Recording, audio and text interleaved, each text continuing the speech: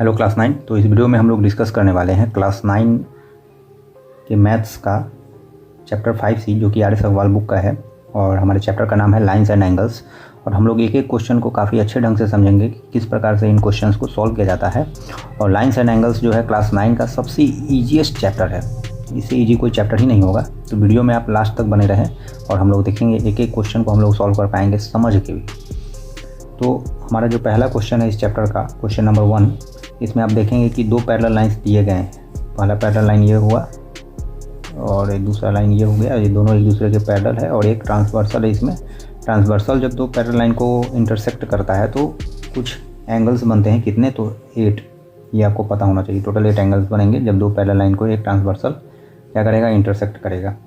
तो यहाँ पर देखिए जैसा कि क्वेश्चन में दिया गया है, ये एंगल 1 है, ये 2 है, ये 3 हो गया, ये 4 है। फिर आप देखेंगे यहाँ पे 5 बन रहा है, ये 6, उसके बाद ये 7, फिर 8। अब इसमें इन्फॉर्मेशन क्या दिया है, गिवन बाय में क्वेश्चन में आपको दिया है पैरेलल लाइन। तो बताया ही है कि पैरेलल लाइन है 2, एल और एम, और टी एक ट्रांसवर्सल है जो इसको कट कर रहा है। और गिवन बाय में क्या दे दिया है, एंगल 1 इज इक्वल टू आपको 120 डिग्री दे दिया गया है। मतलब ये जो एंगल है इसका वैल्यू कितना दे दिया है, 120 डिग्री दे दिया है। तो यहाँ पर आप देख रहे हैं कि एल को आप एक स्ट्रेट लाइन मान सकते हैं और इस पर एक लाइन इस प्रकार से एक रे है जिसके कारण दो एंगल बन रहा है। तो आप जानते हैं स्ट्रेट एंगल का सम कितना होता है, 180। तो आप इजीली लिख सकते हैं angle 1 plus angle 2 is equal to 180 degree, या लीनियर पे भी आप इसको बोल सकते हैं। तो 180 डिग्री हो गया। इसमें आपको एंगल 2 का वैल्यू दिया है 120 डिग्री, एंगल 1 आपको नहीं पता है, इज इक्वल टू 180 डिग्री। तो यहाँ से आप आसानी से एंगल 1 का वैल्यू निकाल सकते हैं। 180 degree minus 120 degree is equal to क्या हो जाएगा आपका 60 डिग्री। तो एंगल 1 भी 60 डिग्री, एंगल 1 का वैल्यू दिया है ना, तो एंगल 1 की जगह पर हम 120 लिखेंगे। और एंगल 2 हमको नोन नहीं है, तो यहाँ से हम एंगल 2 को निकाल दिए। जब एंगल 2 हमारा 60 डिग्री हो गया तो आपको पता चल गया कि एंगल 1 आपका कितना है, 120 डिग्री, और एंगल 2 आपका कितना है, 60 डिग्री। तो दो चीज़ पता चल गया हमको। अब इसी से सारा चीज़ हमारा निकल जाएगा, अल्टरनेट, कॉरस्पॉन्डिंग, ये सब लगा करके। अब देखिए एंगल 1 और एंगल 5 इक्वल होगा। क्यों इक्वल होगा? क्योंकि आप देख रहे हैं इस ट्रांसवर्सल के राइट साइड में है ये एंगल 1 और इस लाइन के ऊपर में है। उसी तरह से इस लाइन के ऊपर में एंगल 5 है और राइट साइड में है। तो हम लोग लिख सकते हैं angle 1 is equal to angle 5 is equal to कितना हो जाएगा, 120 डिग्री हो जाएगा। रीजन क्या है इसके पीछे, तो हम बोलेंगे कॉरस्पॉन्डिंग एंगल। कॉरस्पॉन्डिंग एंगल के बारे में आप याद रखिएगा कि कॉरस्पॉन्डिंग एंगल में हम लोग क्या बोलते हैं कि सेम पोजीशन पर एंगल होना चाहिए, सेम पोजीशन पे। तो एंगल 1 और एंगल 5 सेम पोजीशन पर है। सेम पोजीशन पर कैसे है, तो दोनों लाइन के ऊपर है और ट्रांसवर्सल के राइट साइड में है। तो angle 1 is equal to angle 5 हो गया 120 डिग्री। उसी प्रकार से angle 2 is equal to angle 6 हो जाएगा। Angle 2 is equal to angle 6 is equal to कितना हो जाएगा, 60 डिग्री। ये भी रीजन क्या होगा, कॉरस्पॉन्डिंग एंगल से। एंगल 2 और एंगल 6 हो गया। अब आप देखिए एंगल 6 और एंगल 4 को आप इक्वल कर सकते हैं अल्टरनेट एंगल से, अल्टरनेट इंटीरियर एंगल। तो आप लिख दीजिए angle 6 is equal to angle 4, कितना हो जाएगा, 6 था 60 डिग्री, तो 4 भी 60 डिग्री हो जाएगा। यहाँ का रीजन क्या होगा, अल्टरनेट इंटीरियर एंगल।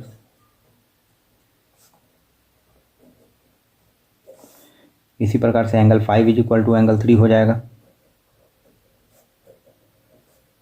इसका रीजन क्या होगा, ये भी एंगल 5 आपका 120 है तो एंगल 3 भी 120 डिग्री हो जाएगा। इसका भी रीजन आप क्या डालेंगे, सेम, अल्टरनेट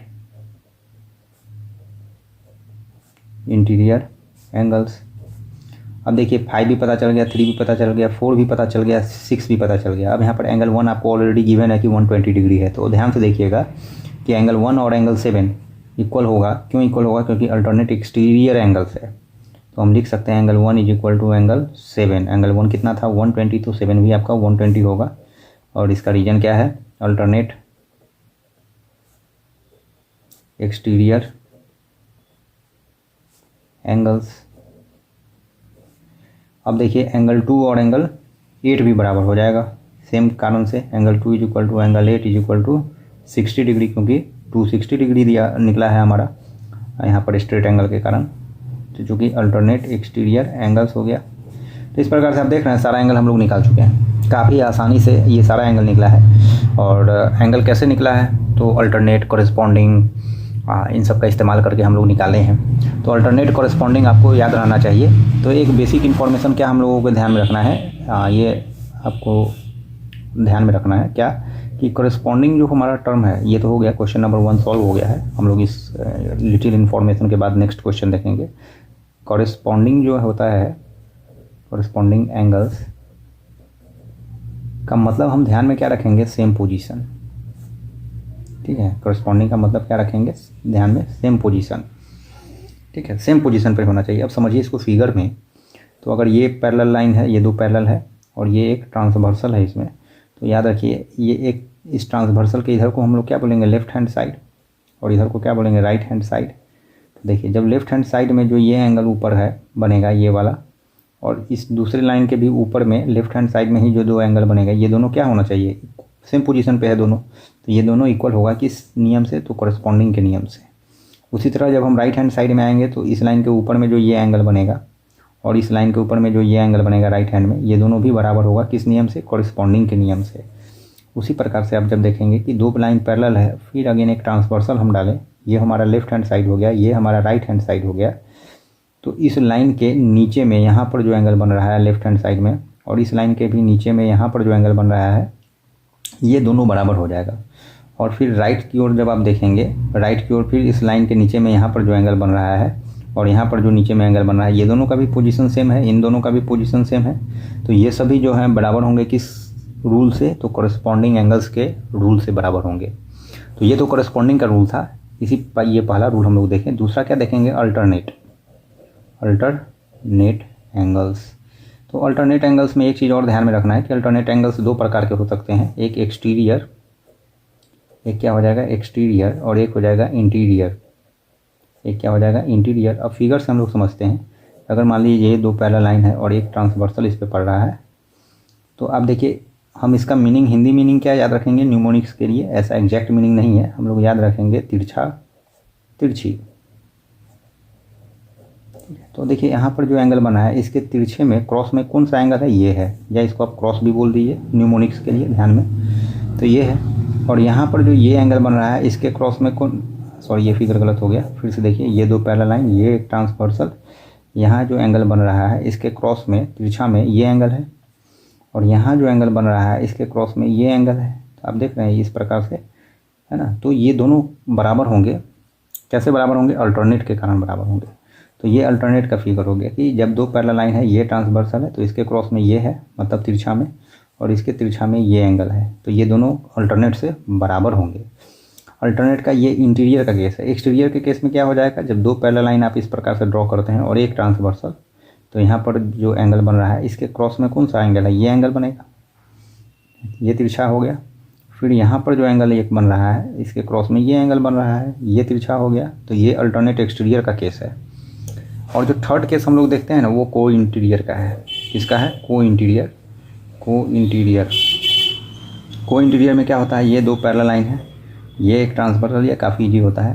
तो देखिए अंदर में जो जोड़ा बनता है दो इंटीरियर एंगल्स का, इन दोनों का सम क्या हो जाएगा, 180 हो जाएगा, इन दोनों का सम क्या होगा, 180 होगा। उसी प्रकार से इस साइड भी, राइट हैंड साइड में भी दो एंगल बनता है इंटीरियर, इन दोनों का सम क्या होगा, 180 हो जाएगा। तो ये तीन कंसेप्ट आपको ध्यान में रखना है, और ये चैप्टर आपके मुट्ठी में। अब हम लोग पहला क्वेश्चन देख चुके हैं, अब हम लोग दूसरा क्वेश्चन देखेंगे।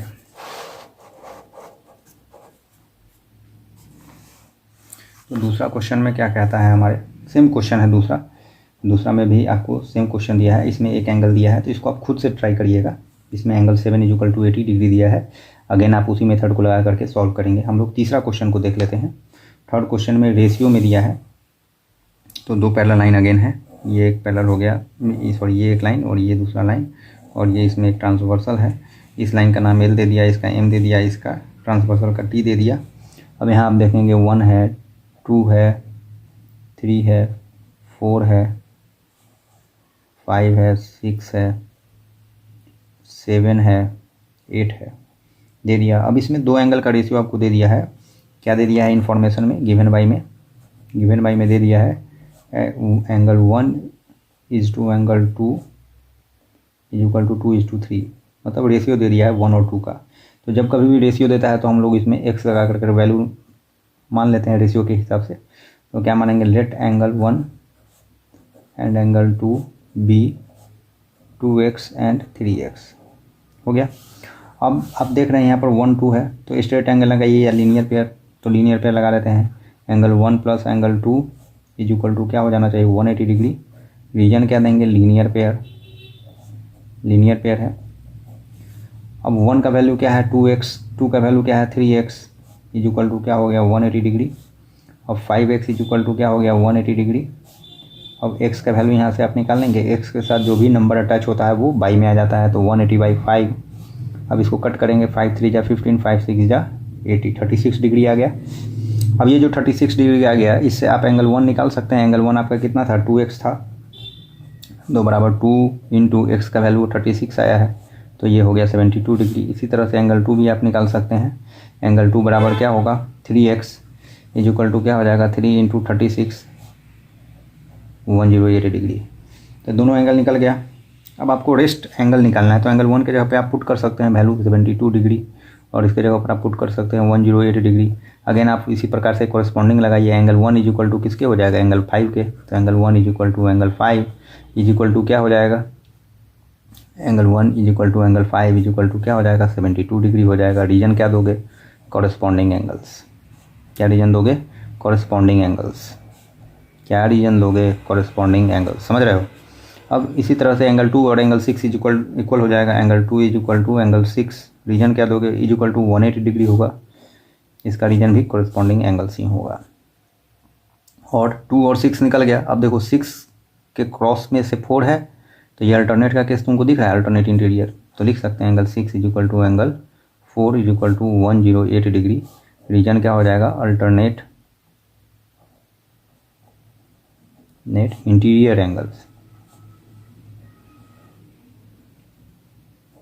ठीक है। और 5 और 3 बराबर हो जाएगा, तो angle 5 is equal to angle 3 is equal to क्या हो जाएगा आपका 5 72 डिग्री है, तो ये भी 72 डिग्री हो जाएगा। रीजन इसका यही हो जाएगा, अल्टरनेट इंटीरियर एंगल्स। अब इतना एंगल तो निकल गया है मेरा। अब देखो 1 के बराबर 7 हो जाएगा, ये भी अल्टरनेट का केस है, लेकिन एक्सटीरियर का फिगर में हम लोग समझे थे थोड़ी देर पहले। तो हम लोग लिख सकते हैं angle 1 is equal to angle 7 is equal to 72 degree. Reason में क्या दोगे, अल्टरनेट एक्सटीरियर एंगल्स। और एंगल 8 जो है एंगल 2 के बराबर है, तो एंगल 2 बराबर एंगल 8 बराबर 108 डिग्री। इसका भी रीजन दोगे अल्टरनेट एक्सटीरियर एंगल्स। तो इस प्रकार से सारा एंगल निकल रहा है, देख रहे हो। अब हम लोग क्वेश्चन नंबर 3 को सॉल्व कर चुके हैं। क्वेश्चन नंबर 4 में जाएंगे। काफ़ी सिंपल क्वेश्चन है, काफ़ी सिंपल और काफ़ी इंटरेस्टिंग। तो देख लो 4 में अगेन हमको क्या दिया है, 2 पैरेलल लाइन दे दिया है, तो ड्रॉ कर दो। ये पैरेलल लाइन हो गया, इसमें एक ट्रांसवर्सल दे दिया, पैरेलल लाइन का नाम दे दिया L और M। इसमें यहाँ पर जो एंगल दिया है ये दिया 3x + 5 और ये जो एंगल दिया है ये क्या हो गया 4x। तो थोड़ी देर पहले हम समझे हैं को इंटीरियर का कंसेप्ट, ध्यान में है। को इंटीरियर मतलब जो अंदर में जो 2 जोड़ा एंगल है उन दोनों को सम जब करते हैं तो 180 डिग्री होता है। तो यहाँ भी वही केस है, इसको को इंटीरियर बोलो या कंसिक्यूटिव इंटीरियर एंगल से बोलो, दोनों नेम सेम है। ठीक है। तो हम लोग लिखेंगे सिंस, क्या लिखेंगे, सिंस बोथ द एंगल्स, एक लाइन लिख देंगे, प्रोसेस हो गया। Both the angles are consecutive interior angles, consecutive interior angles. So अब क्या हो जाएगा, इसका कारण क्या होगा, इसका नतीजा क्या होगा, कंसिक्यूटिव इंटीरियर एंगल्स है या को इंटीरियर एंगल्स है, तो इसके कारण क्या होने वाला है। तो दोनों को जोड़ करके हम 180 लिखेंगे। तो हम क्या लिख देंगे 3x + 5 + 4x is equal to 180 degree. अब x वाले को एक जगह कर दो तो 4 3 7x + 5 is equal to 180 degree और 7x इज इक्वल टू क्या हो जाएगा 175 डिग्री। 5 इधर चला गया ना, सब्ट्रैक्ट होगा। अब x का वैल्यू निकालोगे तो 175/7 हो जाएगा। 7 2 जा 14, 7 5 जा 35, 25। x का वैल्यू कितना आ गया 25, यही तो आंसर हो गया। तो कितना इजी तरीके से हम लोग इसको सॉल्व कर पा रहे हैं, तुमको समझ में भी आ रहा होगा। तो वीडियो में लास्ट तक बने रहो, लाइक शेयर सब्सक्राइब तीनों को दबाओ। अब नेक्स्ट क्वेश्चन हम लोग देखेंगे, क्वेश्चन नंबर 6। ये भी इजी है। ये क्वेश्चन नंबर 6 भी इजी है, काफ़ी इजी है। क्वेश्चन नंबर 6 में क्या करना है, हम लोग देख रहे हैं कि ये फिगर किस प्रकार से है, इस प्रकार से है, ऐसा है। ये ई हो गया, ये डी है, ये सी है, ये बी है, ये ए है, और इसका वैल्यू x डिग्री दे दिया है, इसका वैल्यू हमको 75 डिग्री दे दिया है। ठीक है, अब इन्फॉर्मेशन में हमको क्या दिया है, इन्फॉर्मेशन में हमको दिया है कि ए बी पैरेलल है सी डी के, और बी सी क्या है, ट्रांसवर्सल। बी सी इज और ट्रांसवर्सल। ठीक है, देख रहे हो ये ए बी है, ये पैरेलल है सी डी के, और ये जो बी सी वाला पोर्शन है ये ट्रांसवर्सल है। उससे और ज़्यादा हमको क्या दिया है, हमको ये भी दिया है कि ई डी पैरेलल है किसके, बी सी के। ई डी पैरेलल किसके है, बी सी के। ये आर एस का क्वेश्चन है। ठीक है, तो यहाँ पर तुम देखो, जब तुम ए बी और सी डी को पैरेलल मानोगे और ये ट्रांसवर्सल हो गया, तो ये जो एंगल है ये एक्स, इसके तिरछा में ये एंगल है, ये तो कन्फर्म है, ये दोनों तिरछा है, ये दोनों क्या है, तिरछा है, क्रॉस है। तिरछा तिरछी हम लोग पढ़े, अल्टरनेट का न्यूमोनिक्स हम यही याद रखेंगे, बनाने में हमको मदद मिलेगा। तो इसके क्रॉस में ये एंगल है।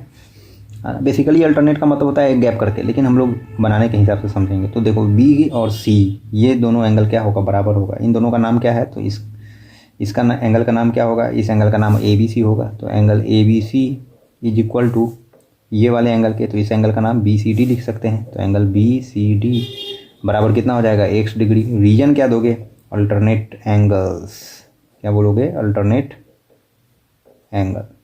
यही तो है रीजन, और क्या रीजन है।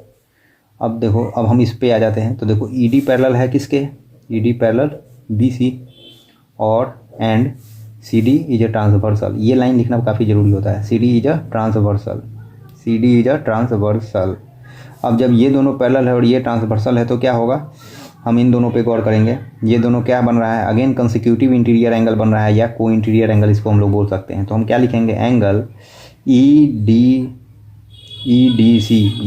डी सी माने ये एंगल 75 डिग्री की बात कर रहे हैं, plus angle B C D, plus angle B C D is equal to 180 degree हो जाएगा। रीजन क्या दोगे, consecutive interior angle, consecutive interior angles. ध्यान रखना, इसको को इंटीरियर एंगल भी बोलते हैं। ठीक है, तो ये हो गया। अब ई डी सी के जगह पे हम 75 डिग्री डाल सकते हैं, बी सी डी को बी सी डी ही रहने दो, इज इक्वल टू 180 डिग्री कर दो। यहाँ से तुम एंगल बी सी डी निकाल सकते हो, बी सी डी क्या हो जाएगा, 180 degree minus 75 degree, that is 105 degree. अब देखो बी सी डी तो तुम 105 डिग्री निकाल लिए, बी सी डी किसके बराबर है, ए बी सी के, इसलिए हमको एक सा वैल्यू पता नहीं चल जाएगा। तो हम लिखेंगे angle B C D, since angle B C D is equal to angle A B C is equal to कितना हो जाएगा, 105 डिग्री। यही आंसर हो गया। समझ पा रहे हो कितना आसान तरीके से हम लोग बनाए हैं। तो अगर वीडियो पसंद आ रहा है तो कमेंट में ज़रूर लिखो, और आगे के चैप्टर को कंप्लीट कराने के लिए, और हम लोग पूरे चैप्टर को कंप्लीट कर लेंगे। ये ट्रेलर था, और लास्ट तक देखे होगे तभी समझ में आएगा। Thank you.